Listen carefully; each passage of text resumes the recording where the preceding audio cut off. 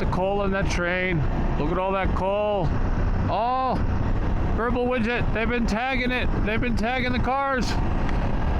All right, Widget, I've got only one more thing to say. Manville, yah! Manville, yah!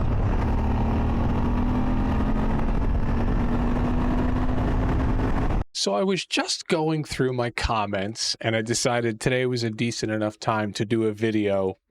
So I picked a random spot in my comments. I'm not really doing them in order. And I started with Verbal Widget. Why not? Dave's awesome. And then I went down through the comments and was having a really great time. And then I got to Dave's last question.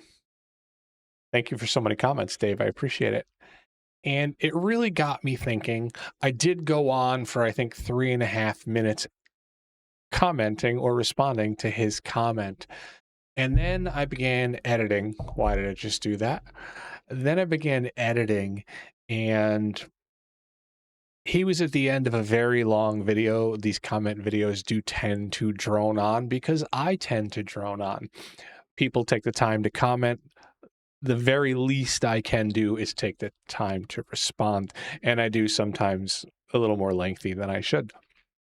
However, I decided that I really loved his comment and I really had something to say about it. You may not think that it's all that poignant or worth hearing. If so, click away, but please click a different video. But I wanted to take it out, so I stripped out my comment to Dave, and I'm just going to do a quick video now, putting it in there. It's going to be a bit of a bonus. Heck, we'll go ahead and we'll do that. We'll call it comment bonus, and I'm going to upload it in the next 15 minutes because that's how long it'll take. So here's Dave's comment. I probably made more out of it than I should have, but it did kick off a response to a thought I've been having since I saw the new Suzuki DRZ back in January. So here's Dave's comment. Here's my response. And I might be back. We have Verbal Widget commenting on the same video. And Widget was out there with us at TimFest in South Dakota, meaning Widget saw this bike in person. Nice summary of the bike, Frank.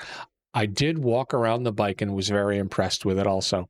KTM and CF Moto seem to have the pulse on what Americans want and are willing to purchase, unlike Suzuki and their embarrassing 5-speed DRZ 4S, which could be summed up on how not to build a 450. All right, Dave, we're going to spend a moment on this. I had a conversation last night with Roger, who you met at TimFest, and he was saying, Frank, you must really hate Honda, because I was commenting on the Transalp. And I don't think I hate Honda. I've owned 5 Hondas. I started out on Hondas. I think it was 4th bike before I had a non-Honda. But I think that all of the Japanese manufacturers, you know, Suzuki, as you mentioned here, Honda, which I rag on because I used to be a Honda guy, I don't think they want to give us the bikes we want. I think that the Transalp is a stepping stone to the Africa Twin. And I think the DRZ was, well, we don't want to stop making it. And no one in the world is going to let us have those old emissions. So let's just refresh it a little bit. And I think that they make that Suzuki because they've always made that Suzuki. I think that we're eventually going to get a DR650 update because we've always made the bike, so we'll keep making the bike. But I don't believe they're really interested in selling that bike any more than Honda is in selling the Transalp. If they were, as you mentioned, I think the Japanese companies would release a bike similar to the CF Moto, but with Japanese quality. I believe they would release a bike similar to the 390 Adventure R, but with Japanese quality. No one has the experience making bikes like the Japanese do. No one has the R&D like the Japanese do. Nobody has the ability to produce both an exciting and reliable bike like the Japanese do. And I think the simple answer of why they don't is they don't want to. Japan does not want to sell me a $6,500 motorcycle. Japan wants to sell me a $20,000 motorcycle. They've got to throw it into the market somewhere. So, yes, they produce these bikes, but they hold back the features we want.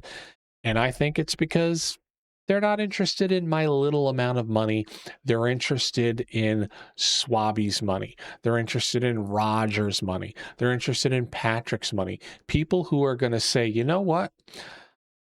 These Japanese brands make the nicest bike and they have all the features because they're very expensive. I don't think they're interested in the low end market. But I do really appreciate your comment, Dave. We need to have a discussion at Tim Fest next year.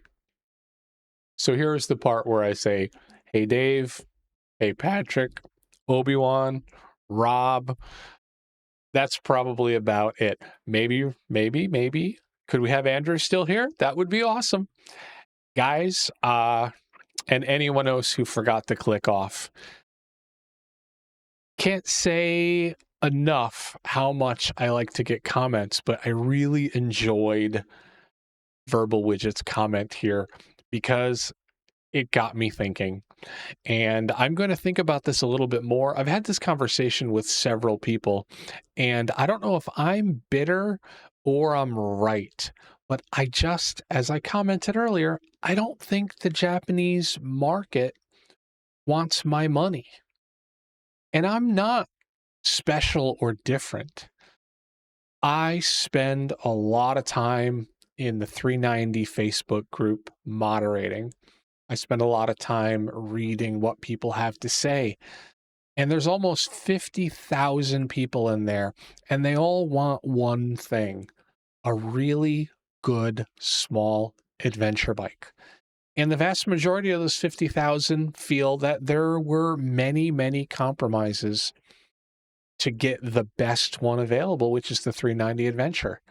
They want a Japanese small adventure bike with everything. They want electronics. They want safety features. They want tubeless tires. A few of them want magical cruise control.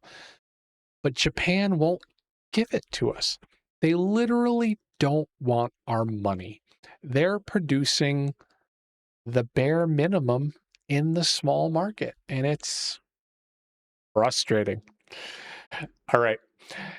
Again, Dave, thank you for the comment. It's given me a lot to think about, and I think I'm going to have another moto ranting episode at some point about how I feel about this. Guys, take care. I appreciate you all.